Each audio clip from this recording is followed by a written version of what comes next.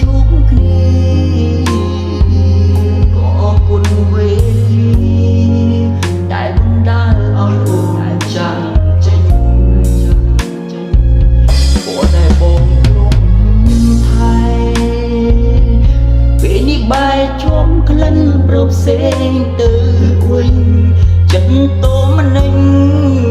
រស់នៅក្នុងស្រមោលអាដិតអូនចាប់ផ្ដើមប្រែហើយអូននឹងទូគ្រប់យ៉ាងព្រោះគេមានលុយឡើងគេអាចឆក់រូបអូនពីបង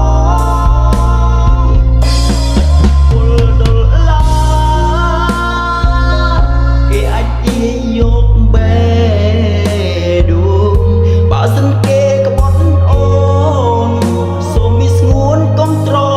ឡប់វិញ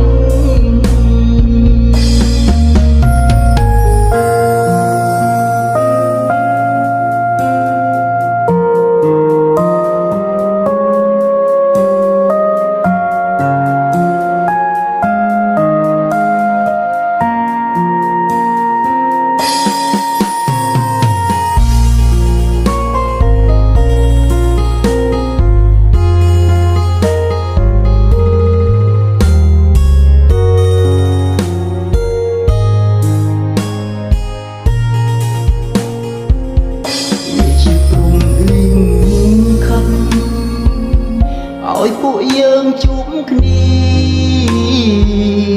ក៏អរគុណវេលាដែលបណ្ដាលឲ្យអូនចាក់ចេញ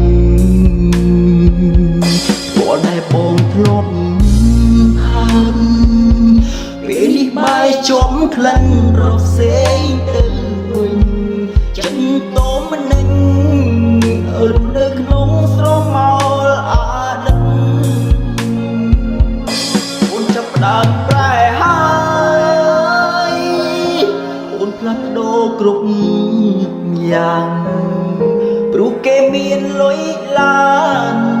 គេអាចឆក់រូបអូន